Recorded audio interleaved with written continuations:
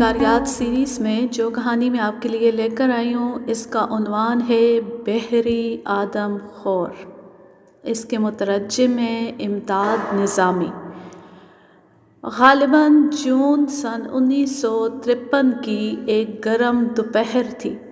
کراچی کی ساحلی سیرگاہ منوڑا میں شہریوں کا ہجوم تھا۔ بچے، جوان اور ادھیڑ عمر کے لوگ جانگھیے پہنے سمندر کی لہروں سے کھیل رہے تھے۔ بائیں جانب دور روشنی کے مینار کے نیچے بڑے بڑے پتھروں کی اوٹ میں نوعمر لڑکیاں شلواروں کے پائنچے چڑھائے گھٹنوں پانی میں ٹہل رہی تھیں۔ کچھ من چلے نوجوان ساحل سے سر پٹختی موجوں سے کھیلتے ہوئے سمندر میں دور تک چلے گئے تھے، اور سینکڑوں لوگ ساحل کی سرخ سرخ ریت پر بیٹھے سستا رہے تھے۔ ہر سمت پھیلی ہوئی ہما ہمی سمندر کے کثیف پانی، تیزی سے چلتی ہوئی مغربی ہوا اور حد نظر تک پھیلے ہوئے بے کراں سمندر کے سبز سینے پر اچھلتی مچلتی لہروں کے دلچسپ منظر نے ذہنوں سے گرمی کے ساتھ ساتھ کراچی کی مشینی زندگی کے سب غم وقتی طور پر محو کر دیے تھے۔ ایک نوجوان بہت دیر سے سمندر کی موجوں سے کھیل رہا تھا۔ وہ آگے بڑھتا ہوا بہت دور تک چلا جاتا اور پھر ساحل کی طرف بڑھتی ہوئی تیز رفتار لہروں کے سہارے ساحل تک پہنچ جاتا۔ یہ سلسلہ کافی دیر سے جاری تھا۔ اب وہ تھک چکا تھا اور کچھ دیر آرام کرنے کے لیے ساحل کی طرف آ رہا تھا۔ بکھری ہوئی لہریں اس کے اوپر سے گزر کر ساحل سے ٹکرا رہی تھیں، لیکن وہ ان کے سہارے ساحل تک پہنچنے کے بجائے آہستہ آہستہ چلتا ہوا آگے بڑھ رہا تھا۔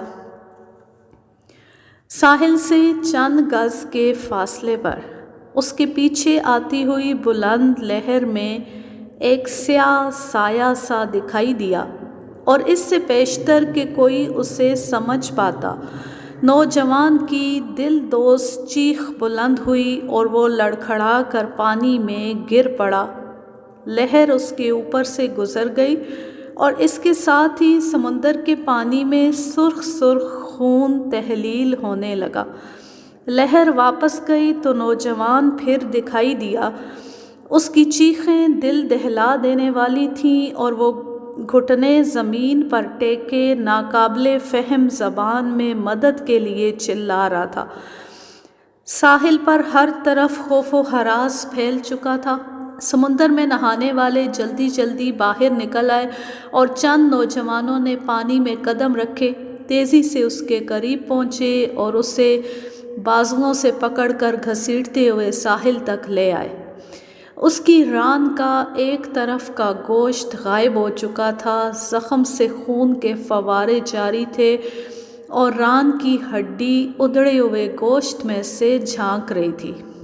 اس سے پیشتر کہ وہ کچھ بتاتا، درد کی شدت نے اسے بے ہوش کر دیا۔ وہاں فوراً ابتدائی طبی امداد کا کوئی سامان موجود نہ تھا۔ لڑکیوں اور عورتوں نے اپنے دوپٹے اتار کر دے دیے اور اس طرح کسی نہ کسی طرح اس کے گہرے زخم کو باندھ کر خون روکا گیا۔ اس کے بعد اسے کسی اسپتال تک پہنچا دیا گیا۔ یہ نوجوان شارک مچھلی کے حملے کا شکار ہوا تھا۔ شارک، میرے لیے یہ نام الجھن کا باعث بن گیا۔ شارک تو ایک پرندے کا نام ہے، یا پھر سرائکی زبان میں چھٹانک کو شارک کہتے ہیں۔ یہ مچھلی، اس کا نام شارک کیوں ہے؟ یہ سوال میرے ذہن سے چپک کر رہ گیا، اور اب 14 سال بعد جب میں نے اس ضمن میں تھوڑا بہت مطالعہ کر لیا ہے، مجھے معلوم ہو چکا ہے کہ شارک ایک ہیبت ناک بحری آدم خور مچھلی کا نام ہے، جس کا خاندان لاکھوں سال پرانا ہے اور جس کی وحشت و بربریت نے دنیا کے تمام ساحلوں پر قیامتیں برپا کی ہیں۔ شارک کا خاندان بڑا وسیع ہے اور دنیا کے تمام حصوں میں اس کی لاتعداد قسمیں پائی جاتی ہیں۔ اس کی آماج گاہوں میں صرف نمکین پانی والے اتھاہ سمندر ہی نہیں ہیں بلکہ میٹھے پانی والے دریاؤں اور دور دراز جھیلوں میں بھی شارک مچھلیاں دیکھی اور پکڑی گئی ہیں۔ بھارت میں ہر سال گنگا اشنان کرنے والے بہت سے یاتری اس آدم خور مچھلی کا شکار ہوتے ہیں۔ سن 1959 میں صرف 2 ماہ کے عرصے میں 35 یاتریوں پر شارک مچھلیوں نے حملہ کیا، جن میں سے 5 اسی وقت ہلاک ہو کر ان کی خوراک بن گئے اور باقی 30 بری طرح زخمی ہوئے۔ دریائے گنگا میں پائی جانے والی شارک مچھلیاں اتنی وحشی ہیں کہ اگر کسی کو دریا میں تیرتے یا نہاتے ہوئے دیکھ لیں تو حملہ کیے بغیر نہیں رہتی۔ ان کی اس آدم خوری کے 2 اسباب بتائے جاتے ہیں۔ اول یہ کہ گنگا کے پوتر پانی میں نہانے والے یاتری بڑی آسانی سے ان کا شکار ہو جاتے ہیں۔ دوسرے یہ کہ بعض ہندو فرقے اپنے مردوں کو جلانے کی بجائے ان کو دریائے گنگا میں بہا دیتے ہیں، جہاں شارک مچھلیوں کے گروہ ان کے منتظر ہوتے ہیں۔ دریائے گنگا میں پائی جانے والی مچھلیاں شکل و صورت اور جسامت کے اعتبار سے بحرِ اوقیانوس اور بحیرہ احمر میں پائی جانے والی شارک اور آسٹریلوی ساحلوں پر ملنے والی گرے نرس شارک سے ملتی جلتی ہیں۔ گنگا کے علاوہ برصغیر کے بیشتر دریاؤں میں بھی شارک مچھلیاں موجود ہیں جو موقع ملتی انسانوں پر حملہ آور ہوتی ہیں۔ ماہرین کا خیال ہے کہ انسان کے لیے شارک مچھلیوں کا رویہ ایک ایسا معمہ ہے جسے آج تک حل نہیں کیا جا سکا۔ وہ کہتے ہیں کہ ہم ان کا جتنا زیادہ مطالعہ کرتے اتنی زیادہ الجھنیں پیدا ہوتی چلی جاتی ہیں اور یہ فیصلہ کرنا دشوار ہو جاتا ہے کہ ان کی حرکات و سکنات کے پس منظر میں کیا رجحانات کار فرما ہیں۔ شارک مچھلیوں کی جن قسموں کے بارے میں سال ہر سال سے یہ یقین کیا جاتا تھا کہ وہ انتہائی شفاق اور آدم خور ہیں اور کسی حالت میں انسان کو بچ کر نہیں جانے دیتی، ان کے بارے میں یہ مشاہدہ بھی ہوا ہے کہ انہوں نے گہرے پانی میں پھنسے ہوئے بے بس اور دہشت زدہ غوطہ خوروں اور تیراکوں کو نظر انداز کر دیا۔ اس کے برعکس بے ضرر اور غیر وحشی سمجھے جانے والی قسموں کو بغیر کسی قسم کے اشتعال انگیزی کے انسانوں پر مہلک حملے کرتے دیکھا گیا۔ شارک مچھلیوں کے بارے میں دیومالائی تصورات اور ان تصورات سے وابستہ کہانیاں یونانی دیومالا سے بھی زیادہ قدیم ہیں۔ ان میں سے ہر کہانی حیرت انگیز ہے۔ ہزاروں سال پہلے بعض قبائل شارک کو ایک قاہر دیوتا مانتے تھے۔ بعض کے نزدیک یہ ایک مکار بھوت اور شیطان تھا۔ بعض قدیم مذاہب کے عقائد میں یہ ممکن تھا کہ ایک شارک جب چاہے آدمی کا روپ دھار لے اور جب چاہے دوبارہ اپنی اصلی حالت میں آ جائے۔ بعض قبائل میں یہ رواج تھا کہ اگر کوئی انسان سمندر میں گر پڑنے کے بعد زندہ سلامت نکل آتا تو وہ اسے ایک برا شگون سمجھتے تھے اور شارک دیوتا کے حضور قربانی پیش کرنا اپنی نجات کے لیے لازمی قرار دیتے تھے۔ ایسے مواقع پر قبیلے کے تمام افراد اپنے پروہت کی قیادت میں سمندر کے کنارے پہنچ جاتے، جہاں پروہت ایک بلند مقام پر کھڑا ہو جاتا۔ اس کے پیچھے اس کا ایک خاص آدمی اپنے ہاتھ میں لکڑی سے بنا ہوا شارک کا جبڑا تھامے حکم کا منتظر رہتا۔ تمام لوگ جب جمع ہو جاتے تو پروہت اشارہ کرتا اور اس کا خاص آدمی شارک کے مصنوعی جبڑے کو گھما کر آسمان کی طرف پھینک دیتا۔ یہ جبڑا واپس آ کر جس پر بھی گرتا اسے فوراً پکڑ لیا جاتا اور آن کی آن میں اس کے ٹکڑے کر کے سمندر میں اچھلتی ہوئی شارک مچھلیوں کے آگے ڈال دیے جاتے۔ بحرِ اوقیانوس میں پھیلے ہوئے جزائر سلیمان کے قدیم باشندے بعض شارک مچھلیوں کو اپنے آباء و اجداد کی ارواح تسلیم کرتے تھے۔ انہوں نے ان مچھلیوں کے لیے ساحل کے قریب پناہ گاہیں بنا دی تھیں۔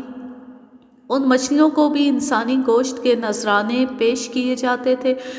جن بدقسمت انسانوں کو قربانی کے لیے منتخب کیا جاتا، انہیں ہلاک کر کے ساحل پر لے جا کر ایک بڑے پتھر پر رکھ دیا جاتا اور پھر کئی عجیب و غریب مذہبی رسوم ادا کرنے کے بعد لاش کے ٹکڑے کر کے ان مقدس مچھلیوں کے آگے ڈال دیا جاتا۔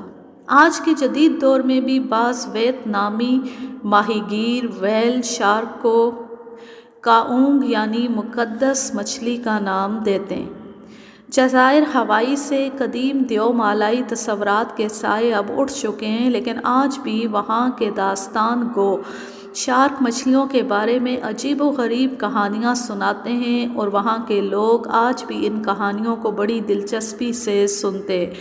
مثلاً ایک مشہور کہانی یہ ہے، کامو حوالائی تمام شارک مچھلیوں کا بادشاہ تھا، تمام سمندروں اور مچھلیوں پر اس کی حکومت تھی۔ وہ بہت طاقتور اور بہادر تھا اور آن کی آن میں ایک سمندر کا سینہ چیر کر دوسرے سمندر میں پہنچ جایا کرتا تھا۔ ایک روز وہ ہوائی کے ساحلوں کے قریب گھوم رہا تھا کہ اس کی نظر ایک حسین و جمیل دوشیزہ پر پڑی جو بڑی بے نیازی سے سمندر میں تیرتی پھر رہی تھی۔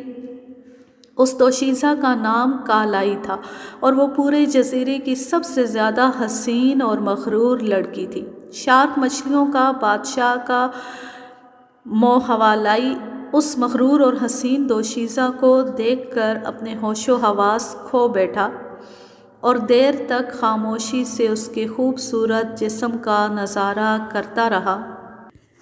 آخر اس کے دل نے فیصلہ کر لیا کہ کالائی کے بغیر زندگی نامکمل ہے۔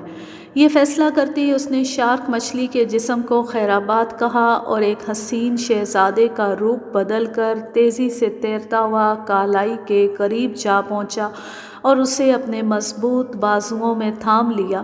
کالائی اس اچانک سانحے پر گھبرائی اور شرم سے دوہری ہو گئی، لیکن پھر جو اس نے نگاہیں اٹھا کر اس حسین شہزادے کو دیکھا تو وہ بھی اسے دل دے بیٹھی۔ دوسرے دن کالائی اور کامو حوالائی کی شادی ہو گئی اور وہ جزیرے کے ایک خوبصورت مکان میں رہنے لگے۔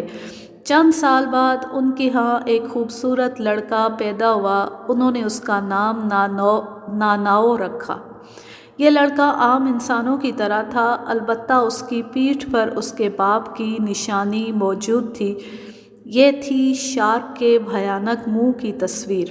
ناناؤ کی پیدائش کے کچھ روز بعد کامو حوالائی سمندر میں واپس چلا گیا۔ اس نے جاتے جاتے تنبیہ کی کہ اس کے بیٹے کو گوشت ہرگز نہ کھلایا جائے، لیکن جب ناناؤ بڑا ہو گیا اور کھانے پینے لگا تو لوگوں کو کامو حوالائی کی تنبیہ کا کوئی خیال نہ رہا اور انہوں نے ناناؤ کو مچھلی کا گوشت کھلا دیا۔ گوشت کھاتی ناناؤ میں ایک زبردست تبدیلی آئی اور خود بخود اسے انسان سے شارک بننے کا فن آ گیا۔ پھر کیا تھا، اس نے شارک بن کر جزیرے کے بہت سے آدمیوں کو ہڑپ کر لیا، لیکن اب جزیرے کے تمام ماہی گیر بھی اسے سزا دینے کا عہد کر چکے تھے۔ آخر بہت سی مصیبتیں جھیلنے کے بعد وہ ناناؤ پر قابو پانے میں کامیاب ہو گئے۔ ناناؤ اب بہت بڑی شارک مچھلی کی صورت اختیار کر چکا تھا۔ لوگوں نے اسے ہلاک کر کے اس کی لاش کیناٹو کی پہاڑی پر رکھ دی۔ آج بھی کیناٹو کی یہ پہاڑی شارک مچھلی کی پہاڑی کے نام سے مشہور ہے۔ دوسری جنگ عظیم میں جس جگہ پرل ہاربر کا بحری اڈہ قائم کیا گیا، وہاں ہزاروں سال قبل ہوائی کے جابر بادشاہوں نے شارک مچھلیوں کا ایک اکھاڑا بنا رکھا تھا۔ اس اکھاڑے کے ایک طرف ساحل تھا اور باقی اطراف میں بھاری پتھروں سے ایک دیوار بنا دی گئی تھی۔ اس دیوار میں صرف ایک جگہ اتنی گنجائش رکھی گئی تھی کہ اگر شارک مچھلیاں چاہیں تو کھلے سمندر میں گھومنے کے لیے چلی جائیں۔ یہ دروازہ عام طور پر بند رکھا جاتا تھا اور اکھاڑا ہر وقت خونخوار شارک مچھلیوں سے بھرا رہتا تھا۔ ان کو جانوروں کے ساتھ ساتھ انسانوں کا گوشت بھی کھلایا جاتا تھا۔ جس طرح قدیم رومی شہنشاہوں کی وحشت و بربریت نے بھوکے شیروں اور مظلوم انسانوں کی دست بدست جنگ کی ہولناک تفریح ایجاد کی تھی، اس طرح ہوائی کے بادشاہوں نے شارک مچھلی اور انسان کی لڑائی کا تماشا ایجاد کیا تھا۔ جس بدبخت انسان کو حکم ملتا اسے صرف بانس سے تراشا ہوا ایک خنجر اور شارک مچھلی کا ایک دانت اپنے ہاتھ میں لے کر اس سمندری اکھاڑے میں اتر جانا پڑتا، اور پھر دیکھتے ہی دیکھتے آدم خور شارک مچھلیاں اس کو ہڑپ کر جاتی۔ اس ہولناک تماشے کے دوران اکھاڑے کا کھلے سمندر کی جانب کھلنے والا دروازہ بند رکھا جاتا۔ صرف 10 سال قبل یعنی سن 1956 میں ہونولولو کے اخبار ہونولولو اسٹار بلیٹن میں ایک حیرت انگیز واقعہ شائع ہوا جسے دنیا کے کئی اور اخبارات و رسائل نے بھی نقل کیا تھا۔ واقعہ یہ تھا کہ ہوائی کے ایک قدیم باشندے ہیلوک موکینی کی نشاندہی پر ہونولولو کے بشپ عجائب گھر کے لیے ایک قدیم مقدس یادگار کا انتخاب عمل میں آیا۔ بظاہر یہ ایک دیو پیکر شارک مچھلی کا سنگین بت تھا، لیکن اس سے جو داستان منسوب تھی وہ بہت حیرت انگیز تھی۔ 71 سالہ ہیلوک موکینی کی زبانی معلوم ہوا کہ کئی 100 سال پہلے عورتوں کے نہانے اور تیرنے کے لیے سمندر میں ایک لمبی کھاڑی سی بنا دی گئی تھی، جس کے ایک جانب پتھروں کی مضبوط دیوار تھی۔ اس دیوار کی وجہ سے شارک مچھلیوں کے حملے کا خطرہ بہت کم ہو گیا تھا۔ عورتیں ایک قطار بنا کر اس کھاڑی میں اترتیں اور تیرتی ہوئی آخری سرے تک پہنچ جاتیں۔ بظاہر کوئی خاص واقعہ پیش نہ آتا، لیکن ہر بار ایک عورت کم ہو جاتی، اور ایسے ہر موقع پر ساحلی جنگل میں ایک اجنبی شخص ضرور دکھائی دیتا۔ آخر ایک روز قبیلے کے مرد بھی بانس کے لمبے بھالے لے کر عورتوں کے ساتھ ہی کھاڑی میں اتر گئے۔ چند ہی لمحے بعد ایک دیو پیکر شارک نے ان پر حملہ کیا۔ تمام مرد پہلے سے تیار تھے، انہوں نے فوراً اپنے بھالے سنبھال کر شارک پر جوابی حملہ کر دیا۔ دیکھتے ہی دیکھتے درجنوں بھالے شارک کے جسم میں اتر گئے اور وہ تڑپ کر کھلے سمندر کی طرف بھاگ گئی۔ اس کے ساتھ ہی ساحلی جنگل سے چیخیں بلند ہونے لگیں۔ یہ لوگ سمندر سے نکل کر ادھر بھاگے تو وہاں منظر ہی نرالا تھا۔ وہی اجنبی شخص جو ہر مرتبہ دکھائی دیا کرتا تھا خون میں نہایا ہوا زمین پر تڑپ رہا تھا، اور اس کے جسم پر بھالوں کے کئی زخم دور سے دکھائی دے رہے تھے۔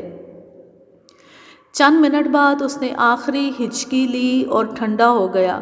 اس کے ساتھ ہی اس کی لاش میں تبدیلی آنے لگی، اور دوسرے ہی لمحے اس کی جگہ ایک بھاری بھرکم شارک کی لاش پڑی ہوئی تھی۔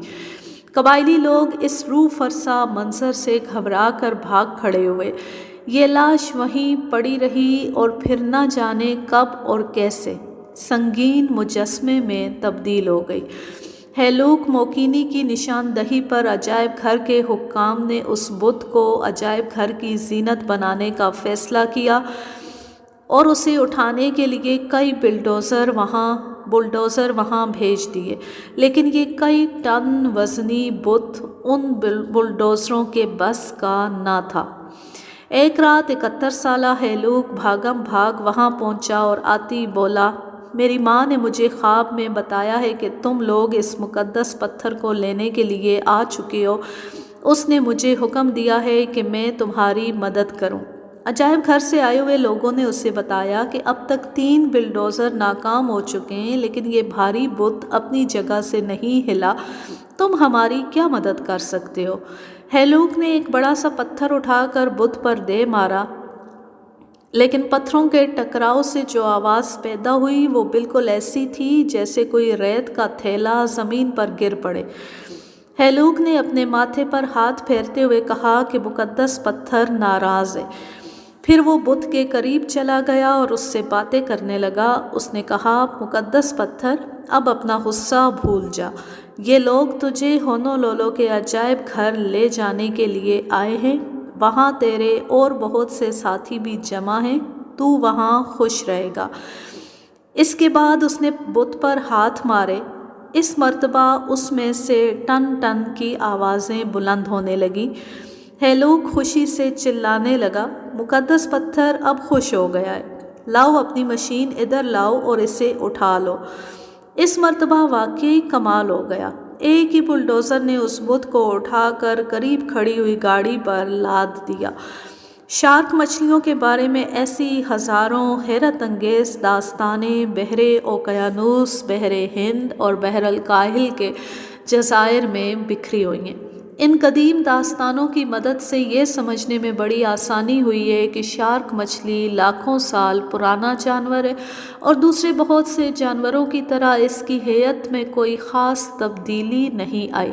یہ انکشاف اپنی جگہ پر انتہائی حیرت انگیز اور سائنسی نقطۂ نظر سے بے حد معنی خیز ہے، تاہم دور حاضر کے سائنسدانوں اور ماہرین حیوانات کے پیش نظر سب سے بڑا مسئلہ یہ ہے کہ اس وحشی جانور کی مختلف اقسام کی درجہ بندی ان کی خصوصیات اور عادات و رجحانات کی بنیاد پر کیسے کی جائے۔ اس درجہ بندی کے بغیر خطرناک اور بے ضرر شارک مچھلیوں کے درمیان حد فاصل قائم کرنا ناممکن ہے۔ اب تک جو کچھ ہوا ہے اس سے تو صاف ظاہر ہے کہ صدیوں کے مطالعے کے باوجود سائنسداں اور ماہرین حیوانات اپنے مقصد میں کامیاب نہ ہو سکیں گے۔ 2 سال قبل شیڈوز ان دی سی کے نام سے جو رپورٹ شائع ہوئی تھی اس میں بھی اس کا رونا رویا گیا ہے کہ شارک کی تمام قسمیں جو اب تک دریافت ہوئی ہیں کوئی مستقل عادات نہیں رکھتی۔ ہر قسم کی شارک مچھلیاں بیک وقت خطرناک آدم خور بھی ہیں اور بے ضرر بھی۔ کچھ نہیں کہا جا سکتا کہ کون سی شارک کس وقت کیا کر گزرے گی، اس لیے سمندروں اور دریاؤں میں اترنے والے غوطہ خوروں اور پیراکوں کی سلامتی کے لیے کوئی ایسا حفاظتی نظام تجویز نہیں کیا جا سکتا جو واقعی ان کی سلامتی اور شارک مچھلیوں کی سفاکی سے ان کے تحفظ کی ضمانت دے سکے۔ شارک کی زیادہ تر مشہور قسموں میں جسامت کی ترتیب سے یہ نام آتے ہیں: whale shark 45 foot, basking shark 40 foot, great white shark 36 foot, hammerhead 15 foot, thresher shark 20 foot, Greenland shark 24 foot اور بھوت مچھلی 20 فٹ چوڑائی۔ لیکن اس کا یہ مطلب نہیں کہ بڑی اور خطرناک شارک مچھلیوں کی قسمیں یہیں پر ختم ہو جاتی ہیں۔ ان ناموں کے علاوہ بھی لاتعداد نام ہیں جن میں سے great blue shark, sand shark, goblin shark, mako shark, mackerel shark, tiger shark, zebra shark, leopard shark, chain dogfish, brown shark, lemon shark اور ایسے ہی دوسرے نام شامل ہیں جن کی تعداد ہزاروں تک پہنچتی ہے۔ یہ تمام نام ان کے رنگوں اور شکلوں کی بنا پر دیے گئے ہیں، کوئی بھی نام ان کی خصلت و عادت کی علامت نہیں ہے۔ ٹائیگر شارک اس خاندان کی ہیبت ناک ترین قسم ہے۔ اس خوفناک بلا کا پورا جسم دوسری شارک مچھلیوں کی طرح ہے لیکن سر بڑا ہے، اور جب یہ منہ پھاڑے اپنے شکار کی جانب بڑھتی ہے تو یہی معلوم ہوتا ہے کہ کوئی دیو پیکر شیر تیرتا ہوا بڑا چلا آ رہا ہے۔ منہ کھول لے تو یہ مچھلی بالکل شیر کی طرح دکھائی دیتی ہے۔ اس خاندان کی بے ضرر مچھلیوں یعنی اسکیٹ اور رے کی بھی ہزاروں قسمیں۔ یہ چپٹی مچھلیاں مختلف شکلوں اور رنگوں میں پائی جاتی ہیں، بعض پیپل کے پتے کی طرح ہیں، بعض بالکل گول ہیں اور بعض کی شکل مشہور ساز سرود کی طرح ہے۔ اس قسم کا نام بھی گٹار فش ہے۔ اس خاندان کی چند چھوٹی مچھلیاں کراچی کے نئے مچھلی گھر میں بھی موجود ہیں۔ ان کی چوڑائی بمشکل تمام 1 فٹ ہے، جبکہ رے کی سب سے بڑی قسم بھوت مچھلی کا پھیلاؤ 20 فٹ تک ہوتا ہے۔ شارک مچھلیاں بھی اپنی جسامت کے لحاظ سے ہزاروں قسموں پر مشتمل ہیں۔ اب تک جو سب سے چھوٹی نسل دریافت ہوئی ہے وہ صرف 6 انچ لمبی ہے، جبکہ سب سے بڑی قسم یعنی ویل شارک 45 فٹ لمبی ہوتی ہے۔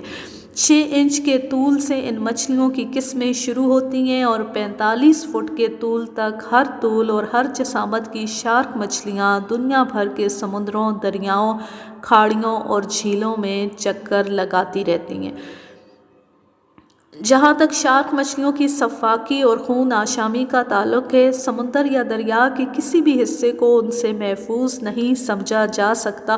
اگر یہ پانی میں موجود ہو تو کوئی نہ کوئی حادثہ ہونا ضروری ہے، اور یہیں پر بس نہیں، انسانوں کے ساتھ ساتھ یہ بلائیں کشتیوں اور جہازوں پر حملہ آور ہو جاتی ہیں۔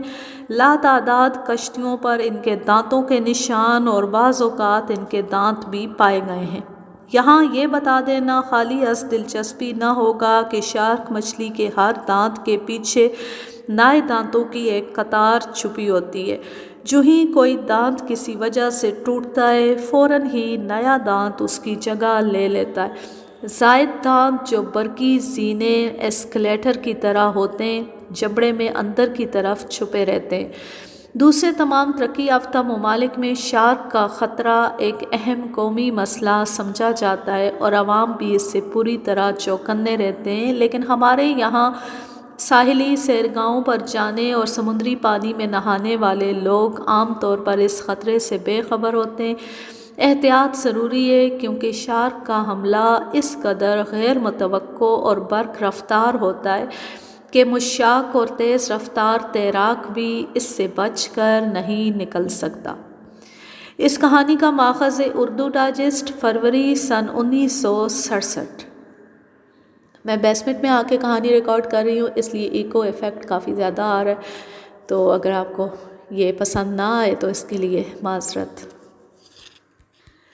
اب میں لیتی ہوں آپ سے اجازت، جہاں رہیں خوش رہیں، شاد و آباد رہیں، ہنستے مسکراتے رہیں۔ اللہ حافظ، اللہ نگہبان۔